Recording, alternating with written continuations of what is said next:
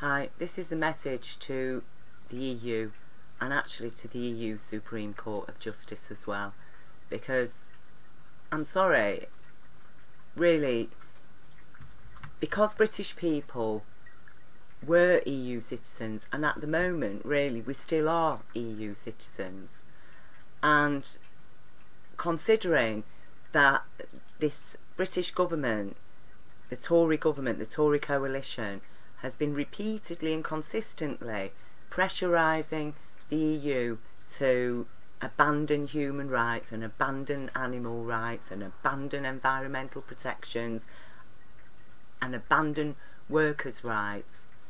And that directly because of the EU refusal to accept these proposals, that then David Cameron and his party have dumped this referendum on the British people. And at the same time that they did that, members of that party had hired Cambridge Analytica. It was Vote Leave campaign that hired Cambridge Analytica.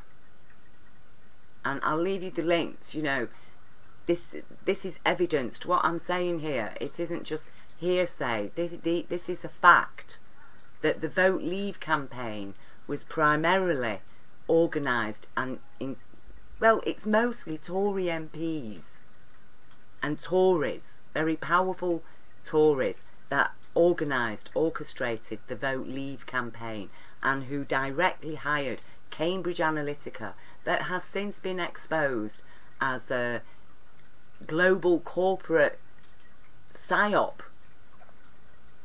organisation that specialises in social engineering, manipulating the public to vote a certain way, using trolls, internet trolls, targeting specific individuals on Facebook, Twitter, in order to radicalise people, to increase fear, xenophobia. That is what they were preaching. They went to such extremes that one person in Britain was radicalised so much that he stabbed a British MP, Joe Cox, in the heart. A British MP who stood up for human rights, who stood up for workers' rights, who stood up for everything that the EU supported. Her life was sacrificed. She died directly because of David Cameron and Theresa May, both of them wanting to scrap our human rights. And that's what this is all about. And the British people, they're being worked to death, okay? They haven't got time to check all the information out. They're reliant on the media. The BBC, they are literally traitors because they did not inform the people anything about the real information that they needed to know. They kept the discussions and debate focused around immigration and Muslims. That's the fact. The British people have been lied to. There's millions of British people that haven't even got access to a TV, haven't even got a home. What this government has been doing, it's inhumane. We know that at the start of austerity, and the EU offered David Cameron £22 million to stock our food banks. And David Cameron refused it. He refused it. Why? Why would anybody refuse £22 million given to a country from the EU going through austerity to stock our food banks? Why did he do that? Did you hear the BBC talking about it? No. Why did he do that? Because he knew damn well he didn't want people to know that there was any benefit whatsoever from being in the EU. And in fact, the British people, we haven't benefited, the vast majority of us, from EU funding. That immediately was hundreds of millions of it in every council in Britain was snatched from the communities it was meant to help and went straight into councillors' pockets, who then invested money in the private corporations that they've established, the global corporations that they've established to run our services.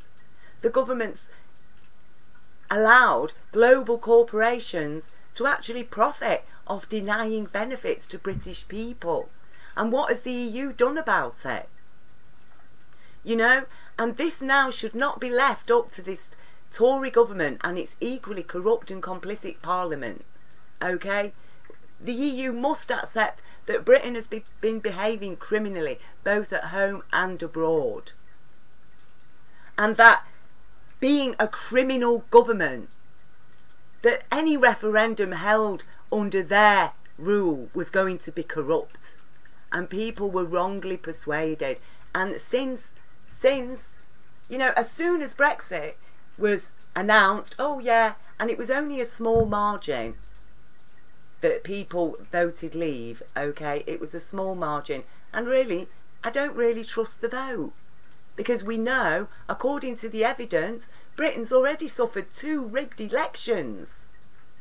They've been using postal votes, that's the biggest exploitation. But, you know, when David Cameron got re-elected, a van with 200,000 blank voting slips was robbed.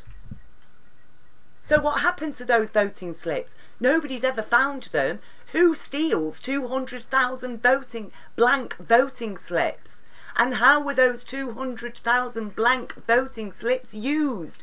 These are serious questions, because we're talking about a country that is being overtaken by absolute tyranny. 120,000 British people have lost their lives, and that's the official figures. I can't go into how many more have been maimed and injured and made homeless and brought to utter ruin. And therefore I am appealing to the EU now to override this government, to refuse to have talks with them. They're a criminal government. They have expressed an intention to remove, to scrap our human rights. That is an intention to harm the British people. And the EU should never have had any dealings with them the moment they said that. And you should not be doing talks with them. You need to override the British government now, and to insist that no, the people have a referendum, a proper referendum that is overseen by EU officials to make sure that the voting system is not rigged, and that people are given the correct information in order to make their minds up, and that we should not be then entering the EU as a new member. That we've lost everything that we've invested in the EU from the 1970s on. We don't. That is not fair. It is unfair, and it is unfair to the majority of the British people who were lied to, people who would have voted leave if they had a chance to vote. A lot of people were very casual about the EU referendum. They believed that we'd never leave. They really did not see it coming. And so it is very, very important that we have a referendum, that the last referendum is scrapped, that is accepted. It was an unlawful referendum. And it was one that was orchestrated and controlled by very powerful criminals.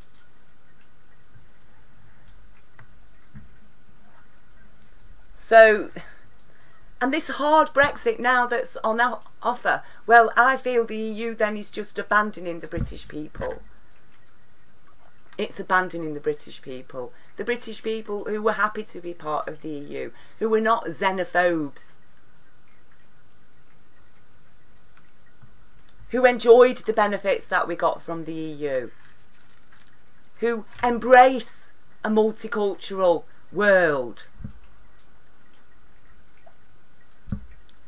and who understands the difficulties that face us right now with masses of people being forced to flee war and famine. War and famine that Britain, this evil criminal government and the Blair government before it, have orchestrated. It is, I am pleading because as a representative of the British people, I am a carer. I have no power in this country. I'm on minimum wage, and I know I live on the ground in reality, and I can say for sure that out of 10 people I talk to, at least 8 of them are disgusted by what's happened and would actually like to stay in the EU. And if 2 of those people had voted Brexit before, they'd changed their minds. There's only, like I say, 2 out of 10 saying, no, we want a hard Brexit. And when I actually talk to those people, their arguments just fall apart, because their arguments are based on the rhetoric and propaganda of Cambridge Analytica, who we also know helped to elect Trump. And look at the levels of xenophobia that is going on in America right now, to such a degree that I fear for America. I fear that it's falling apart, and yet this country, this British government, is now about to hand the running of our NHS over to American corporate healthcare providers. The British people are at risk, and we have been attacked. We've been systematically attacked. From the very moment this Tory government stepped into power, we have been under heavy, heavy attack. My nephew on 0-hour working contract, okay, which is what they're foisting on people now. Everybody's expected to join an agency, and you get work through an agency on a 0-hour contract. That even this Tory government, as part of their Brexit deal, were trying to eradicate even the few rights that people on 0-hour contracts have, the few employment rights that they have. They were trying to scrap those. My nephew, he phoned me up one day. He'd been told not to come into work for a couple of weeks because the machines were down. So that meant no money for 2 weeks. He had no food. He was in tears. He told me that he was feeling suicidal.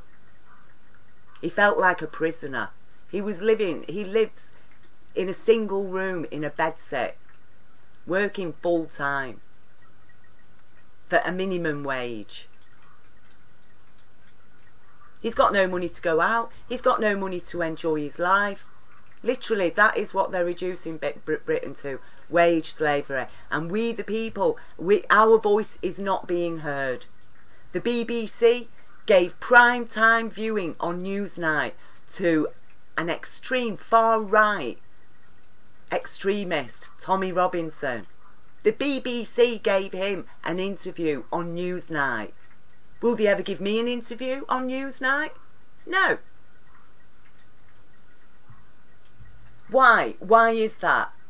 Just this week, that same man, Tommy Robinson, xenophobe extremist, he gets invited into Parliament for a parliamentary dinner. This is what is going on. This is what this government is supporting. And the British people are at risk. And if the EU did have any cares for the British people, forget the government and their rubbish. But for the British people, if you had any cares at all for us, then stand by us now, please. Please accept that we are victims of crime. And victims of crime are very easily manipulated. They're very easily manipulated and stirred up. And even with all that level of manipulation and stirring up of hatred and fear and xenophobia that Cambridge Analytica did, even with all of that, the Leave vote, you know, the ultimate divide between the Leave and the Remain vote was marginal. And I think that it is wholly unfair of the EU now not to accept the crime that has been going on, and that actually the referendum was unfair, and it did not come because the British people had come out en masse and demanded a referendum to leave the EU. That's the fact of it. If the British people, if 700,000 of us had marched through the streets, marched into London demanding to leave the EU, then yes. But actually that referendum came not by request of the British people, but by insistence of this evil Tory government who from day one have promised and pledged to scrap our human rights. Well, that promise and pledge isn't to us, is it? It's to the global corporations that government serves. Remember, you've been dealing with a government that has strictly limited British people's ability to lobby Parliament through our trade unions, through our public service providers, through representatives, our representatives. They are actually prohibited from lobbying Parliament or even funding MPs. But at the same time, they've opened the doors wide open to corporate funding, corporate lobbyists, global corporate funding, global corporate lobbyists. They've said that these global corporations they've set up in Britain, including private military corporations, that they can bring their as many staff in as they like from abroad, as long as those staff are earning over £30,000 a year.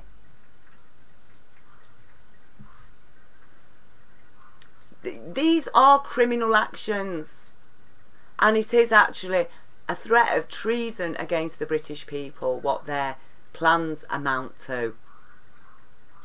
And it isn't, and that then is a treason against the EU, isn't it? Because the British people are members of the EU, so therefore this government has committed treason against the EU, because it has tried to attack the EU by causing division. And once you chop one block off and then the next country becomes radicalised and you chop that block off, well, soon there's going to be no EU. So what's going on in Britain right now has significance to the whole of the EU. If the EU really wants to stay unified, then you do need to understand that if this is allowed, if these criminal Tories are allowed to get away with their plot, their treasonous plot against humanity, then that is a serious threat to the whole of the EU. They have attacked the EU as much as they could, try to persuade the EU to abandon its ban on pesticides to protect bees. Okay, that's just one. They've attacked. And now they've decided, oh, all right then, right, well, we're coming out. We're pulling out, and thereby undermining the whole of the EU. And then stirring the very stressed and struggling, insecure UK population who've already had 5 years of austerity, persuading us that, oh, hordes of Muslims are going to come into Britain through the EU and implement Sharia law. This is the kind of madness.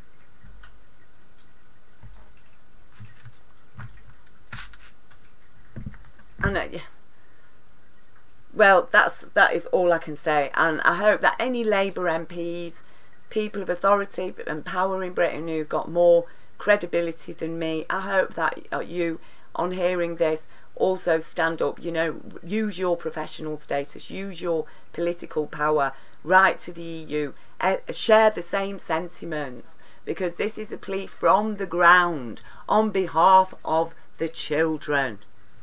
Thank you for taking the time to listen.